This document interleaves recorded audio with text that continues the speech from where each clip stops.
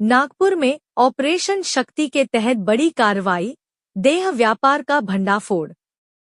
नागपुर शहर पुलिस ने ऑपरेशन शक्ति अभियान के तहत देह व्यापार के खिलाफ एक बड़ी और प्रभावी कार्रवाई करते हुए हुडकेश्वर क्षेत्र में चल रहे अवैध धंधे का पर्दाफाश किया है।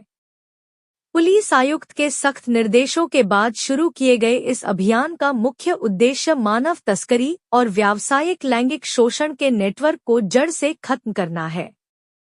प्राप्त जानकारी के अनुसार क्राइम ब्रांच के सामाजिक सुरक्षा विभाग को गुप्त सूचना मिली थी कि हुडकेश्वर के बेसा पिपला रोड स्थित माधव नगरी के एक मकान में देह व्यापार संचालित किया जा रहा है। सूचना के आधार पर पुलिस ने योजनाबद्ध तरीके से छापेमारी की।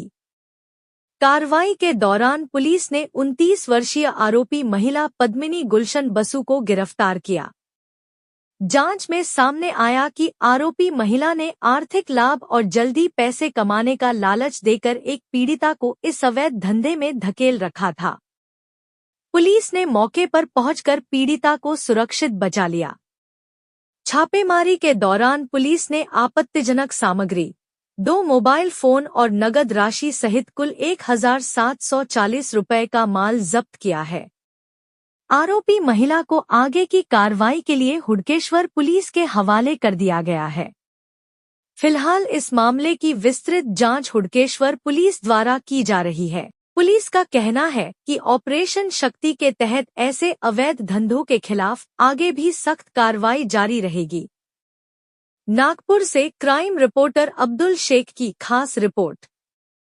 ऐसे ही खबरों को देखने के लिए देखते रहे महाराष्ट्र न्यूज चॅनल। नाही, काल आमच्या इथे जे सामाजिक सुरक्षा विभागामध्ये नेमणुकीस पोलीस हवालदार प्रकाश माथनकर यांना त्यांच्या गुप्त बातमीदाराकडून माहिती मिळाली की पद्मिनी वसू नावाची महिला ही माधव नगरी बेसा पिपला रोड त्या जुडिओचं शोरूम आहे त्याच्या आजूबाजूच्या परिसरात देह विक्री व्यवसाय करून घेते अशी माहिती मिळाल्याने मग आमच्या हवालदारांनी बोगस पंटर पाठवून शहानिशा केली। शहानिशा झाल्यानंतर बोगस पंटरला पाठवला असता तिने बोगस पंटरकडून 2000 रुपये घेऊन आरोपीने जो बोगस ग्राहक आहे याला देह समागमा करता मुलगी प्रोव्हाइड केली, पीडितेला प्रोव्हाइड केलं। नाही, जी आरोपी आहे त्या आरोपीचं नाव आहे पद्मिनी गुलशन वसू। ही मूळची ओरिसाची आहे, पण गुलशन वसू हा तिचा नवरा आहे, पण ते ऑफिशियल लग्न नाही, मंदिरात लग्न केलं होतं त्यांनी तिच्या म्हणण्यानुसार। आणि त्याच्यासोबत ती नागपूरमध्ये राहत होती, पण काही कारणास्तव त्यांनी दुसरं लग्न केलं आणि त्यामुळे ती विभक्त राहत होती। आणि मागील 3 महिन्यापासून हे जे ठिकाण आहे ज्या ठिकाणी कारवाई झाली, प्लॉट नंबर 10 माधव नगरी बेसा पिपला रोड हुडकेश्वर, इथे मागील 3 महिन्यापासून ती भाड्याने राहत होती। आणि पीडित जी आहे पीडितेला तिने आपल्या घरीच ठेवलं होतं। जे पीडित, तिचे मुलं आणि तिचा नवरासुद्धा हे सुद्धा तिथंच राहत होते आणि ती पीडितेकडून हे चुकीचं काम आपल्या घरीच करून घेत होते।